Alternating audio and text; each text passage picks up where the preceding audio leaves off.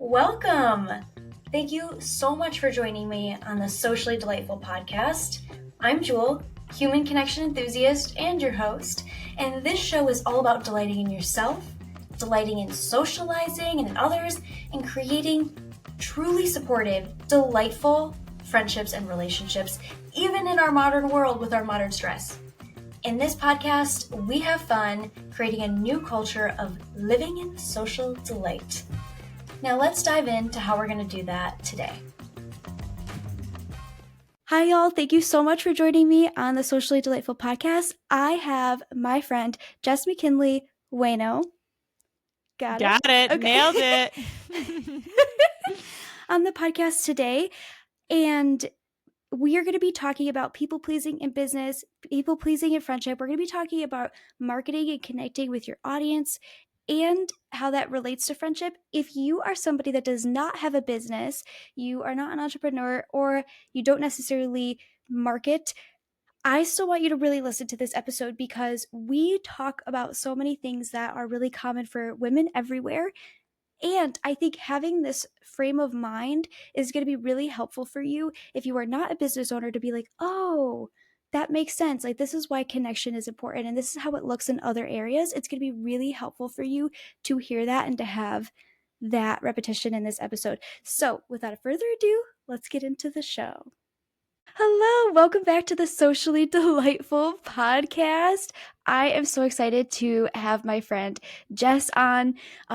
She is a life and business coach, passionate about helping her clients live a big life. When she's not speaking Spanish with her kids or carpool karaokeing with her husband, you'll find her with her clients, the Masterful CEOs. She helps women entrepreneurs master their time, their mind drama, so they can step off the entrepreneur roller coaster and imagine being able to do everything they want and still have plenty of time left over to do absolutely nothing. I love that so much. She teaches her listeners on her podcast, which is called Sincerely Future You. She teaches them her unorthodox way to reverse engineer business and emotional experiences that they desire.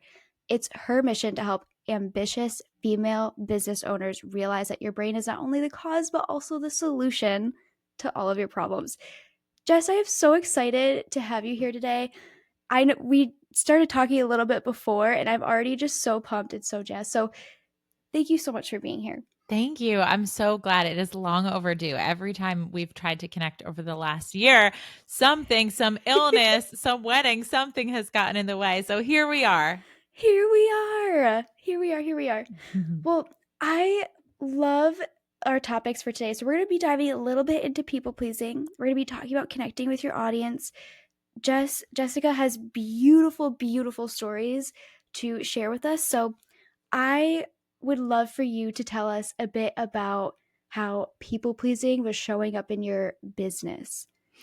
Yeah, so I am a business coach. So every time something shows up in my business, it's a little bit meta, right? Because I teach these things, but then I also have to go through them myself. And as a coach, right, as a life coach, just because we are coaching something with other people, just because we have the tools and the skills to be able to see what is happening in their business from afar, expose it, doesn't mean that we're not exempt from the same human emotions, from the same human patterns and conditionings that cause us all to go out into the world and to feel terrible sometimes, or disappointed or awkward or whatever it was. And I think for women in particular, our social conditioning to please is happening at such a young age before we have the cognitive abilities to be self-conscious, right? Self-consciousness, as in you can have conscious thoughts about yourself. We think of self-conscious as this really bad thing that happens, like, oh, I've gotten self-conscious. But it's actually just the feelings that you have after you begin to have thoughts about yourself. And the good news is that, while maybe at 12 years old, the thoughts that are happening in your brain feel like they're just happening to you and you're at the mercy of the thoughts about yourself, as you mature and as you get older, part of that maturity comes from really deciding your thoughts about yourself and really deciding, what do I want to think? What do I want to feel? What do I want to do here? And just owning it and getting into the driver's seat. And for me, when I looked at my business after a certain amount of time, from the outside, I was having a lot of success. I had lots of clients at this point, probably about 2 years in. I was just starting to hire mentors and really say, like, okay, I'm starting to make the money, but I've done everything pretty messy up until this point. Like, I want to get masterful. And so I looked at my business from this bird's eye view. I just like really like zoomed out and I said, what are all of the things that I want to streamline? And I just noticed, why does everyone that I work with have a different way of working with me? Some of them text me, some of them Instagram DM me, some of them email me, some of them Mhm. communicate through the portal that I had just started. And some of them are pay me partially in cash and partially in Venmo, and some of them are in Stripe, and some of them pay in full. Why is everything so different? And I started to see that I was not intentionally driving the conversation about what my policies were, how my business worked. I decided, "Hey, I can help you." And then whatever they said that they needed, I mean, within reason, of course, but there in the beginning, I was like, "Sure, I could do that. Sure, I could do that. You want to pay that way? Sure. You want to communicate with me that way? Sure. No problem." And I didn't think that it was people pleasing because I could do it. I was like, well, I can do that. Well, it's not a problem, until all of a sudden it was, right? And it wasn't scalable. And then at that point, that's when I realized it was people pleasing, because once I realized it was a problem and I didn't want to do it anymore, I still took on a couple more clients in that, not clean way. And Mhm. I said, all right, this enough is enough. I have to decide and have my own back about what I want to do. And once you make that decision clear with yourself, that's when the real work begins, because that's when you have to be willing to feel negative emotion. You have to be willing to say to yourself, okay, other people are going to have thoughts about this. Now what? Yeah. Yeah. I love that so much because a huge thing that we talk about with social perfectionism, right? I need to say the Mm. right thing at the right time in the right way to get the right reaction from people. A huge thing we talk about in social perfectionism is letting yourself be imperfect, letting yourself fumble, letting there be an awkward moment or and knowing how to be there for yourself in that moment, knowing how to speak to yourself with acceptance and compassion and in a nurturing way, and how that actually fuels our ability to connect with other people. I love what you said so much because people pleasing also really relates to that social perfectionism, right? Because really, at the end of the day, it's I don't want this person to be upset with me, especially as a female entrepreneur that's providing a service. So, like a service based female entrepreneur, it's, Yeah. oh, I want my clients to be happy with me. I want them truly, right, to be pleased with the service. And I think because of how we have been socialized, we put all these extra expectations on ourselves. One thing that we do know is that women have a bunch of different tendencies in their female to female friendships that are very different Mm. compared to their relationships with men or even like male to male friendships. And one of them is like overextending. It's people pleasing. Truly, Yeah. it's overextending at the risk or as a way to avoid the risk of potential rejection and what we're going to make it mean about ourselves. And I think what you described is such a great example. Like, I love that you got in the nitty gritty with it. Like, oh, they all are paying differently, they all are messaging me differently. Because I think that really showcases too how sneaky this stuff can be. Yeah.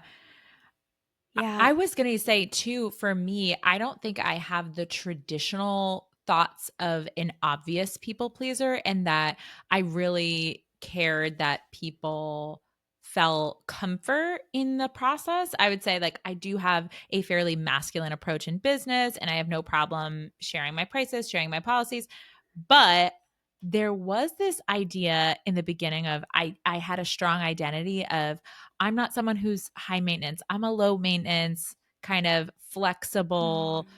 spontaneous person and I love to be that way and I think like I'm a giver, I'm accommodating in the ways that feel good to me, but what I didn't realize was happening until it got really to the point where it was just unscalable was my thought my real sneaky thought was well I can do it so it would it was no problem for me. Like if I couldn't do it, someone asked, "Oh, can I move it to this time?" I wasn't going to rearrange my whole day if I had my son because at that point I was a single mom sharing custody of a 18-month-old, a 2-year-old depending on the timeline, and I was like, "Okay, I'm not people pleasing because I don't change around my schedule." But then there were times though where maybe they were moving it around a lot, but I had a lot of different clients. So it created a lot of mess. And I was slipping in my calendar because I was allowing so many people to be so flexible that at this point I had to say, just because I can do something doesn't mean I have to, and doesn't mean it's the sound business decision. And that was the sneaky people pleasing. Yes. Oh my gosh. I'm elated that you said that because one thing I talk about frequently, at least with clients and in the program, is I never identified as having social anxiety or being a people pleaser, but that is what I was doing. Yeah. That is what I was doing because of social perfectionism. And I want to say, too, I keep bringing up social perfectionism because they're so related. Now, Jess, I want to ask you, so when you realized you were doing this and you realized, okay, I need to sit with some uncomfortable emotions and let people, like, if they are, like, be upset with me, but also, right, I want to change some of this. Like, how did you go about that? Yeah. So you mentioned in the beginning that my podcast is called Sincerely Future You. So much of the work that I do is because of the life that I've had. And I feel like I've had 10 lives. I was an a cappella producer, festival producer. I was a tour guide in Morocco and Portugal. I was a hostel manager in Peru. You know, I'm a mother. I've lived all over the place. I've done a lot of things. I was a fitness coach. Now I'm a business coach. And I think that the future and really getting clear about what I wanted my future to look like in different timelines. So I was like 6 months from now, I want to actually bring on I want to go to group coaching. So at that point in when I was identifying, okay, this is not really working anymore. I think I had about 12 clients when I started to get really serious. Like I want to get fully booked out and then I want to move to group coaching. And I was like, the problem with group coaching is it's not going to fly anymore for me to say like, yeah, you could do this and you could do this and you could do this and we could do it whatever time you want. It's going to be one time. It's going to be Mhm. one way that everything is going to be run. It's going to be one communication channel. And I had to get over it so quickly. And I decided for myself what matters and where can I be accommodating? Because I think the other thing that's confusing, and right now I'm also leading a people pleasing masterclass a la carte for my mastermind students and then also for people who want to just come in and learn this specific skill within business because I, I see that people get this blurry line between I do love to give though. And one of my core values is being accommodating and flexible. What is the difference between being accommodating and having that be like a really good quality and a good trait and being a people pleaser? And I do think there's a difference. And I think the difference that I identified was where if you're making the decision far enough in advance, you can decide in advance where do I like to be flexible? So I came up with policies. And that's another thing that I'm teaching in this people pleasing masterclass, which is that a policy is a decision you make in advance about a past problem that you had that you want to come up with a guideline for so that it can feel really neutral in the future so that you know what you're going to do. So for me with cancellation policies, it wasn't that I was like, "Oh, if you cancel, you lose your call." For me, it was, "Hey, you have to let me know 24 hours in advance." And sometimes things happen and I'm okay with that. And I can accommodate a switch one time. And if it's a second time within 12 hours, then you'll lose your call. And even then, I got to decide for me if I wanted to make an exception. But the exception, the rule on the back end for me was I decided if this doesn't feel like an exception, if it feels like really this is a pattern for the person, they're not, this is not helping them show up powerfully to the program, then I'm not going to accommodate them. And if it really didn't inconvenience me at all, I have the freedom and the luxury of accommodating them on the back end. But the policy helped me on the front, client facing, to stay really clean and clear so that I didn't have to make a decision emotionally. I love that. I love that so much. And for those of you listening that maybe aren't business owners, I think this can really be applied in a lot of different ways. I know in the program that I have, we talk a lot about like connective communication. And I just want you guys to notice, especially for those of you that are in the program and are doing the work right now, how Jessica was able to frame that and talk about that when she was talking to herself and when she was like talking about, okay, this is how I'm going to approach this with clients, where it doesn't have to be really, if you will, hard and harsh. That's one thing Mm. that I think, don't get me wrong, I love that we talk so much about boundaries in our pop culture right now. I love that we are, especially as women, we're taking more of a stance on, okay, no, these are where my boundaries are, right? These are my rules. These are where, when I want to make exceptions like, for myself, I think that's so powerful. But I think too, there's some resistance to that because people don't want to, quote unquote, like be harsh, especially in their friendships. And I want you to notice that when she was talking about that, none of that had to be, like, if Yeah. you will, harsh. Yeah, and I'm assuming this isn't a podcast where we curse, but the No, title no, go for oh, the title it. of my, masterclass is "Stop People Pleasing Your Clients Without Being a Bitch," because that Yes. was the real thing that was coming up. The reason why my clients who struggled the most with it was because they felt like if they were just abiding by what was true for them, if they were telling the truth and being in integrity with what they wanted to do with their business or with their life, that it was them being a bitch. And if Hmm. someone was asking for a refund or someone was asking for an accommodation and their answer was no, they felt like they were being a bitch. So, what I talk about is that there's three different phases of people pleasing. The first one is where you're people pleasing. The second one is where you're standing up for yourself. And this is what people confuse for the opposite of people pleasing. They think, okay, well, either I have to not do what I want and I have to just like give them what they want so that they're happy and I lose, or I have to fight them. I have to defend myself. I have to justify it. I have to give them all the reasons.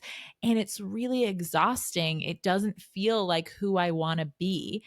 And I say that the third phase, the real true opposite of people pleasing, is just neutral honesty. It's when if someone asks you for an accommodation, just because you can and you're not going to, doesn't mean you have to be like, hey, you know what?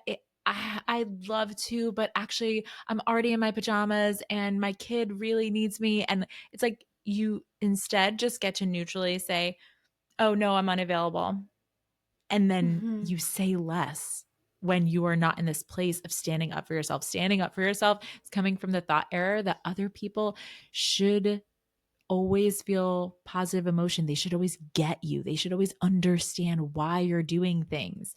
There's room for other people to be confused about why we're doing things. I know I'm confused all the time about why other people are doing things. And my main thought is, wow, I must be missing something. I must just not know the whole picture. And that's just the truth for all of us, right? Hmm. I think too, even with that example you just gave, though, that It is still really clear. Like, yes, that person doesn't have to know and see all the reasons of, oh, I'm in my pajamas, I'm taking care of my kids right now. But the I am unavailable to switch the call to that time or whatever it may be, that is really clear. And especially when we're talking about, if you will, like not being a bitch and we're not like being harsh, like again, that clarity I just think is really helpful as well. I don't think it has to go to over explaining, but one thing that I actually tell my clients a lot, one thing we talk about a lot within connective communication is that you can say no to somebody for not spending time with them, to a friend, and still be really connected by letting them a little bit in on your experience. Now, I want to offer this is a different situation with that Jessica's talking about, like within like business and not over explaining, but the connected no is something that my clients and I mention a lot. And that is like, hey, thank you so much for inviting me to that. I am really working on, you know, giving myself space to relax at the end of the week, or I'm really working on this, or this has been tough. That is a little bit different because in this situation here, for those of you listening, like Jessica's talking to her clients and not her friends. Yeah, uh there's a different appropriate channel of communication. Like I know exactly what you mean, and there sometimes it does make sense for you to give more detail, and the only time I give more detail is when I want to give more detail, yeah. right? Because it feels lovely for me. Like with my friends, I'm in a book club and there's only four of us. And yet it is so difficult for us all to nail down a date. And we're constantly texting. And in August, it's been the trickiest for us to find a time. One of us had a death in the family, one is pregnant.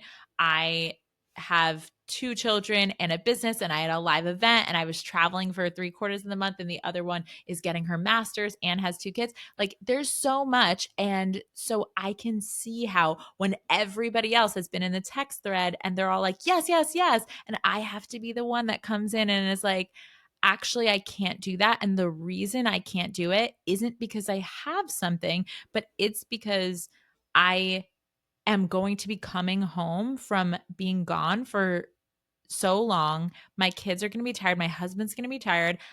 It's going to be a no for me.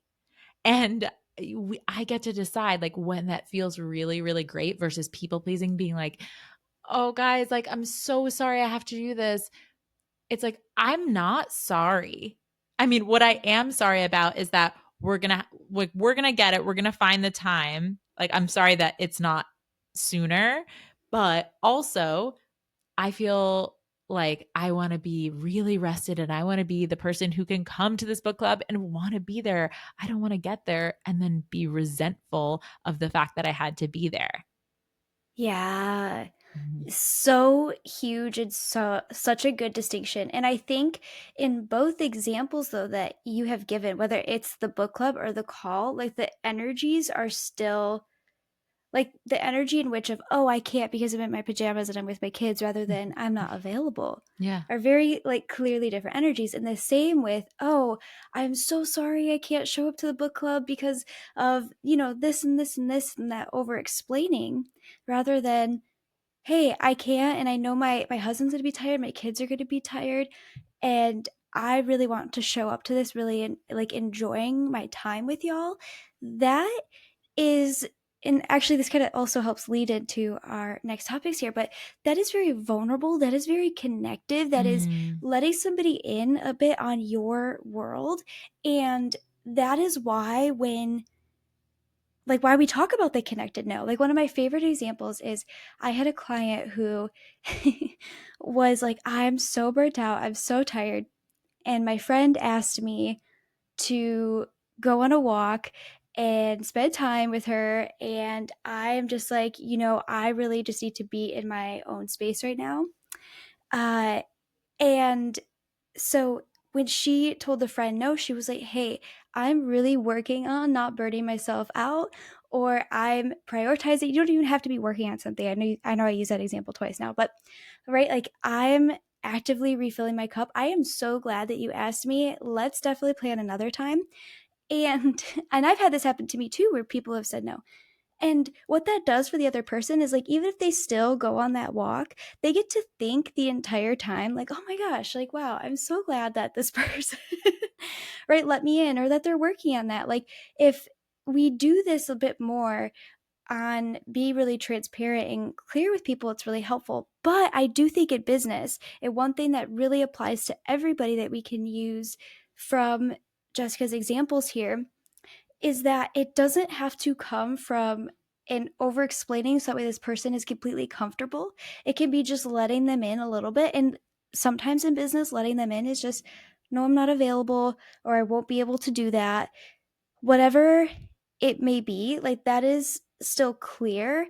And I think sometimes we really, and I'm not sure about this with your clients, but sometimes we could really get in our heads, especially when you have that sneaky thought of, oh, well, I can do it, Right. so maybe I should. So I've actually, had it with the book club as well, but I think that, yeah, again, back to the concept of the future, the thing that allows me to get right back to myself is that the ultimate goal in a friendship or the ultimate goal in a business, right, is to connect, is to serve, yes, is to get to the place where you are there together. If this isn't it, how can we get to the place where we're like, okay, that's not it. Now let's focus yes, on what is it, right? And for the book club, there was a point where there were a number of no's that we had said. They had tried to revisit it multiple times, and everyone except for me, more than once, came to the a date that worked for them, and I had to be the person that said no. And it wasn't because I was away. It was because of my values and my priorities, but I was so focused on like, hey, I this is a priority for me in my calendar. Even though it may seem to you that I'm unavailable for it in general because it hasn't worked out twice. I was just so focused on like, hey, I'm going to make sure it happens before September 15th. I'll send you guys my calendar later and we're going to circle back around to this. So I was able to focus on what did matter, which felt really great to me and to them. It brought us connected, and I didn't have to spend any time explaining to them. I actually didn't tell them that, my husband's going to be tired and my kids, like, I'm telling you that those were my reasons. So I had my own back when I said it. But then when I communicated it, if I know my reasons and I love my reasons, I can communicate it neutrally and honestly, because especially in business as well, I want to get quickly to the place where I can serve you. Hey, can't do that. Are you available Wednesday? So clean, so clear, so yeah, efficient. yes, so good. I love it. And that's, you took the words right out of my mouth. Like, the intention with a friendship is to connect, and then the intention with a business is to serve. Like, yes, so well articulated. And so with that too, I want to move and talk a little bit about connecting with your audience, connecting with your people when you are marketing. Yeah. Because, and I'll tell you too, there's a really great bridge to this, that, and if you are listening to this and you are like, oh my gosh, like, that might not apply to me, I definitely do not, have a business. I have no intention on marketing. Please keep listening, because one thing that I know for certain is that I am a better marketer because of my knowledge on connection. It is Mhm. something that, and I have barely marketed. Shout out to my assistant Sam for doing all of that. But I have barely done anything. And as far as marketing goes, and when I have, I always get people saying things to me like, oh my gosh, you're so good at doing that. So the principles really overlap, and we're going to make it very obvious in this situation. And we've kind of already talked about it so far, but being clear about, okay, my intention is to also to serve you. Yeah. It's right. Or my intention is to connect with you, or this matters to me, being clear on that. But for you, Jessica, what comes up for you when you think about connecting with your audience and your people? Yeah, I think that every time I'm in an up level in my business where I'm rebranding or I have a new offer, I am always go back to that beginner zone of like, okay, I have to get into the strategies of like, what do I need to change and what do I need to tweak in order to market this properly? And I catch the tendency is to want to take all of the action from how do I want people to perceive me, which is the flaw in itself.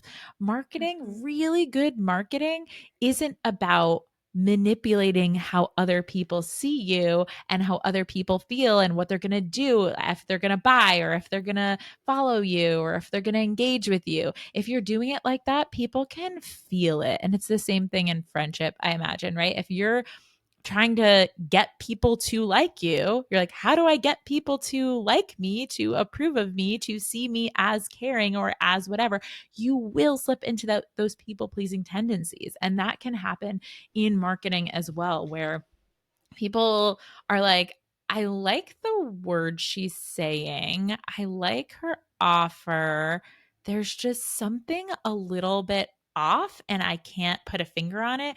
And usually, if I'm feeling like, what's the deal? Why are people not buying right now? It's because I am thinking about it from that place. So, for me, marketing to my audience when I am on fire, it's all about like, what matters to me? Like, what is the value here? Who am I? What do I want to let people in on? It's really more, and it sounds, I think people get this twisted and they get it confused. They think that sales and marketing is self obsessed, that is, if I'm thinking about myself and what matters to me and what I want to do and what I want to think, that that's self obsessed. But people pleasing is the real self obsession. It's the real sneaky form of narcissism where we are out there trying to take action and say the right things so that people won't abandon us, so that people will like us and so that they won't reject us. And all of that is not service. All of that is not connection. That's coming from a place of really trying to get people, manipulate people into thinking something about you. Whereas that's not my job. My job isn't to get people to buy. My job is to be so clear, is to communicate my value, is to help people see a piece of what's possible in my own story so powerfully and so specifically me that I don't really care whether one person that I'm talking to buys, because I'm just in the process of getting my message out there. And I know if that person doesn't buy, another person will. And when people can feel you're unattached to them being your friend or to them being your client, they are drawn in because they don't feel like you're trying to get them. They feel like you are just genuinely yourself. And that is magnetic. Yeah. Yes, absolutely. Absolutely. And it reminds me actually too of, well, one, it is also very much being in service, I think is a huge part of it, right? And it reminds me, I again haven't marketed a lot recently, but Good for I you. thank you. I did write, or I did shoot a TikTok, a video, a reel recently, and I was doing it in the middle of my podcast launch originally. And if some of y'all haven't seen it, you could find it on my TikTok or on my Instagram at Connection with Jewel. But in this video, I look a mess. I hadn't washed my hair. I am crying, but I knew I wanted to record that video because one, it was so me in the fact of in the way I was talking to myself, because I was having doubt, normal human emotions come up, and I was a perfectionist through and through. I was obsessed with even using thought work against myself at one point of, oh, I need to think the perfect things. I need to, right, like feel good all of the time. Like I really used it against myself. Mm, And I do not do that anymore on such an intimate level. Like my partner can tell you, even like in the most intimate, messy, or like the day to day moments, like I do not treat myself like that anymore. Like I have mm, really practiced self nurturing to a point where that is maybe not my exact first initial 2.5 second reaction, but it is the reaction, it is the way I hold myself immediately after. So yeah. I, and so I recorded that video, one, because it was so me. And in the way I was talking to myself about having doubt and about being sad about all of the things that went wrong. Like I got scammed by podcast editors, like all these things. Oh no. And I was holding myself that way, but I also knew too that a lot of my clients don't know how to talk to themselves when they are experiencing a Right. negative emotion and insecurity, things like that. And I also wanted them, so in the literally in the middle of of my car, I set up this camera. I was not driving, but I set up my camera and I started recording this because I was like, one, this is like what I'm doing right now is what it means, like is a huge part of me and my work, and also too what I have learned through doing like countless hours of research, that this is what works in helping me keep going and helping me feel good about myself. But it was also, I want them to see what this actually in real time looks like. So I also think too, at least for me, like marketing is also about how can I make sure that people feel seen and understood. And that doesn't mean, like, it kind of goes back to the different energies we were talking about earlier. Like, that doesn't mean going to, oh, like, I don't want to hurt your feelings, like, you know what I mean, at all. Like, I need to be hyper aware of all of the little stuff. Like, if you're going to disagree with me on this one thing or whatever it is, if I'm talking about like a big concept, for example, like people pleasing or perfectionism, I want my people to feel understood. Yeah. I want my people to feel really seen. And that's really powerful Yeah, too. and I think this idea of relatability in marketing is so interesting because just the social media market has changed the way that companies market, that businesses market, and there people do care more about the human element. They do care what your life is because it's so hard to tell what's real, what's not real out there, Yeah. especially obviously with AI that's getting even crazier. But you're like, okay, how can I bring in relatability? But to me, I'm at a point in my business, and this is so interesting that you brought this up, where I'm looking to eliminate this habit of trying to stay relatable to my clients. And I'm like, how can I connect with them, connect with their future selves? Because what I am selling is the ability for you to come in, see a part of my story as a part of my past story as maybe where you're at, and see where I am right now and being like, I actually like, you don't have to feel related to me right now, but you absolutely can connect with something that I'm saying, can connect with a piece of my story. And I think that that's what I love to do in marketing more than anything, is to tell a really, really, really specific part of my story that someone's like, oh my gosh, me too. Like I just was posting on Instagram yesterday about, I made myself a cocktail with dinner, which I never do during the week, but I was just feeling it. I was just feeling it. And my son was like, I want one of those. And I was like, I'll make you a little mocktail. My son's 7.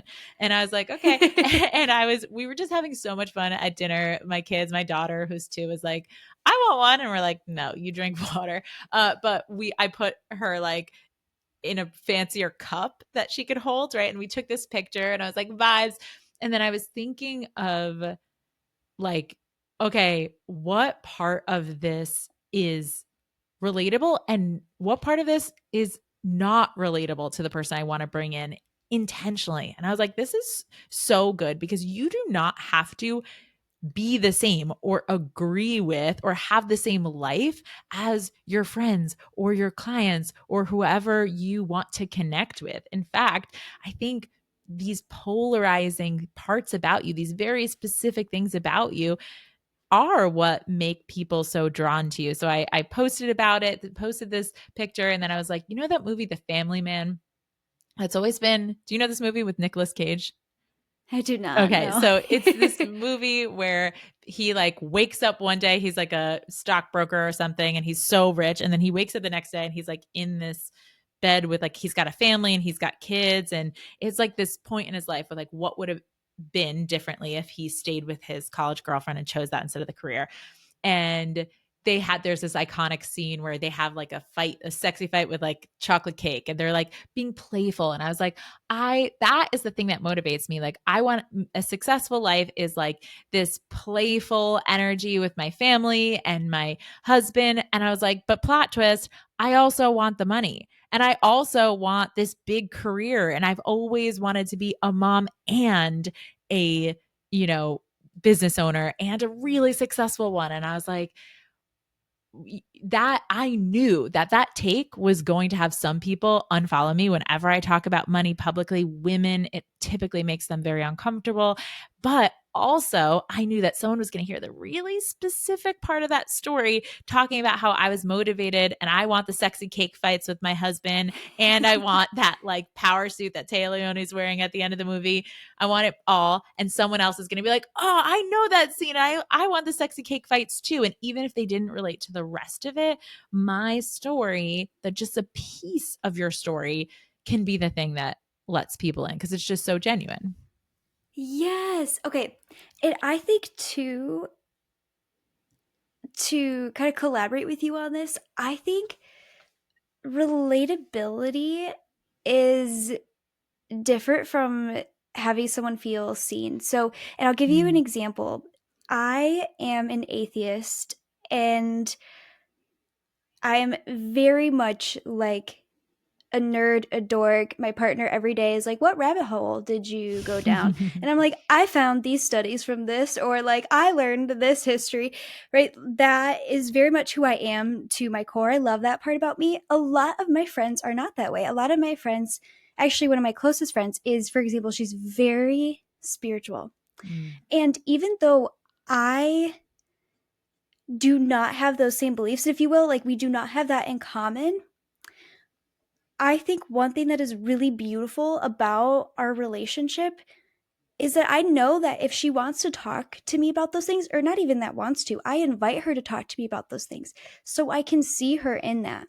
And I choose to go and understand, like, oh, what does that mean for her? And it's Yes. actually helped me realize some things about myself too, where I realized I feel, because a lot of times she'll talk about feeling taken care of by like her spirituality, and I'll be like, I feel really taken care of truly by the universe and nature, and that things work out that way. And so that was one thing I got to realize Mm. through being friends with her. So it's not necessarily, at least for me, I think sometimes relatability or commonality can kind of come into way, but I think when we're marketing, especially when we have clients feel understood, like with what you just did at the beginning of this call or this session. What are we doing? Podcast interview. But what you just said at the very beginning, and you described that experience of, yeah, I didn't even identify with people pleasing, but I had this sneaky thought of I could do it. And so then I realized all these payment methods, right? Like that is allowing somebody else in that position to feel, I think, seen in Mm. that too, in that story. The other thing that you touched on, I think, is really helpful is through stories and sharing pieces. Like it's on some level, we know that vulnerability creates connection because we need to feel safe and seen in a satisfying way to really connect with somebody, to move the relationship deeper. We need to see more of each other incrementally.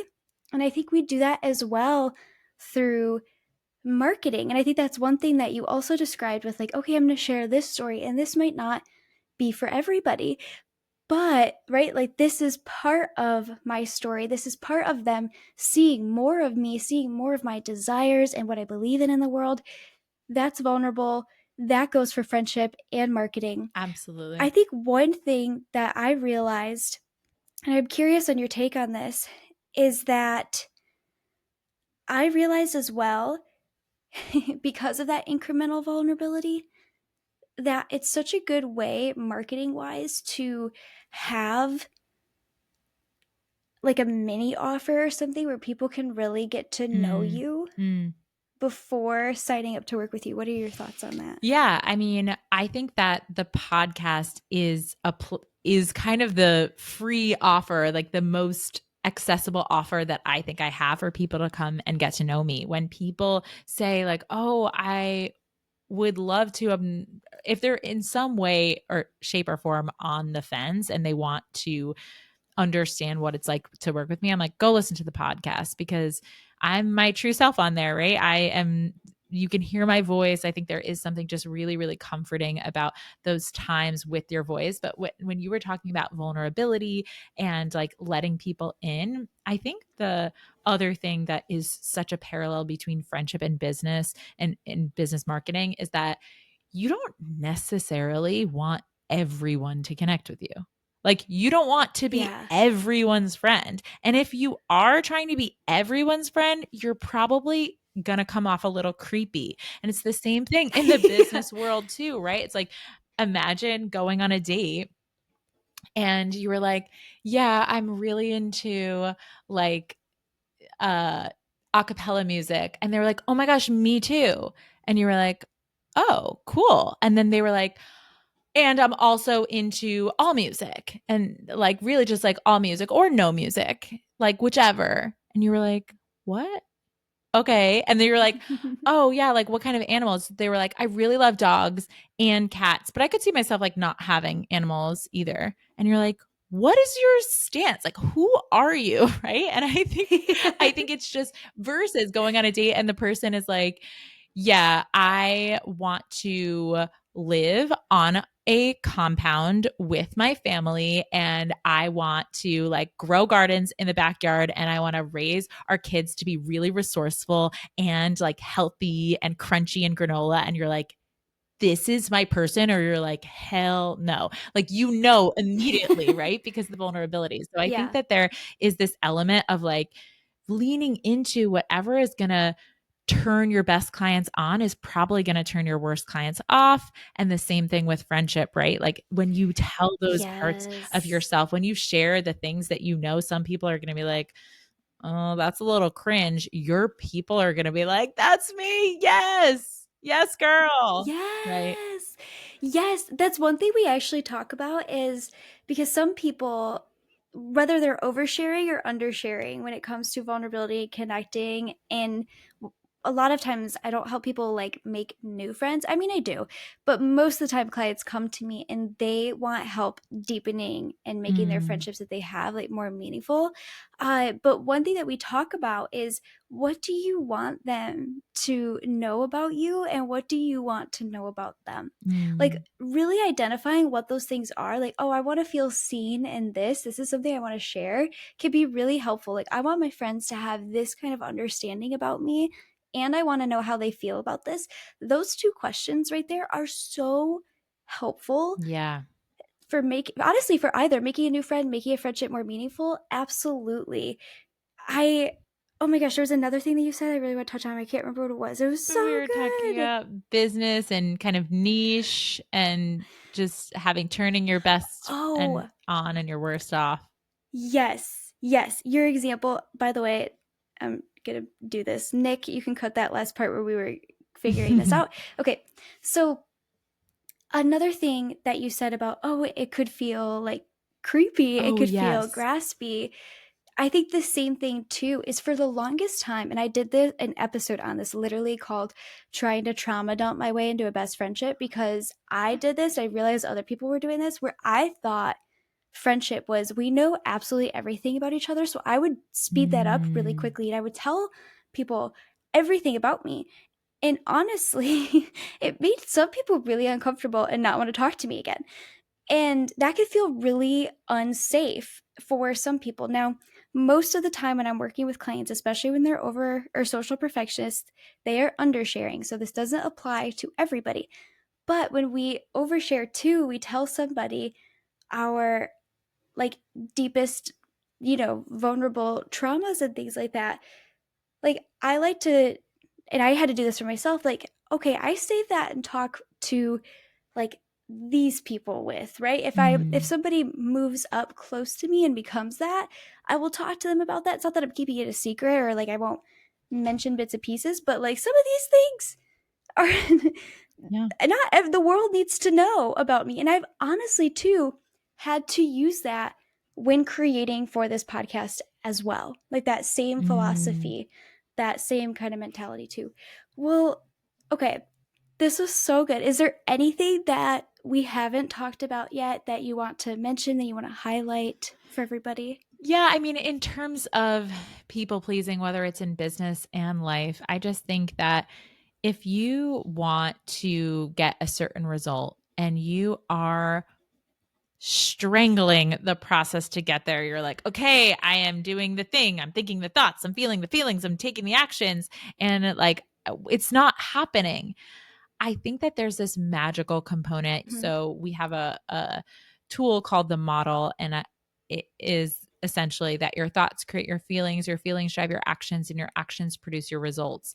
But I think that there's this magical fourth step that's missing between the actions and the results. That's really been a way for me to stay connected to myself before anything else, which is the let go. So I focus on, what do I want to think about this situation? What do I want to believe about myself and about the world and about money and about time? And how do I want to feel? And then I create a plan for my business and I take the action. But I think if we need to see the result exactly the way we need to see it, we need people to laugh at this joke, or we need people to buy on this timeline, we block ourselves of the co-creation. Whether you believe in God or whether you believe in the universe or whatever else, there is this magical co-creation that creates the best relationships, both friendships and clients, where you let go of the need for things to happen exactly the way you want them to happen and exactly the timing. Then it rushes to you. Like the world does its job, or the God does its job of bringing it to you. And that can be a really magical place to live. It's like, I'm not too overly worried about, yes, I set my plan and I set my goals and I go after it, but then I allow for the magical glue to happen in between there. I love that. I love that so much. That's one of the reasons why, if we are in the process of making new friends, deepening friends, why we prioritize a few people with that and not just one, because we don't, like your words, don't want to strangle that outcome Mhm. and force that person to be our friends. I love as well, one thing that I know you're big on that I think is really helpful is like, okay, how does my future me inform my decisions? Yes. And I think that could also really apply to connection as well, and to those goals of like, okay, how does future me that has these connections that I want to have, that feels good after socializing and doesn't overthink everything, that isn't, subtly people pleasing, how would they respond to this moment is so helpful. Yeah. How would they respond to, if I go and speak in front of these people and teach a workshop, or if I go to my bestie in laws, I like to call them bestie in laws. If I go to my bestie in laws like bonfire or a birthday party, right? Like, how will I treat myself afterwards? How do I want to show up to this? I think those are also Mm. really beautiful questions. I am so grateful for you being here. I also want to highlight, y'all. So, at the time we are recording this, it's at the beginning of August ish, Yeah. right? August 8th, something like that.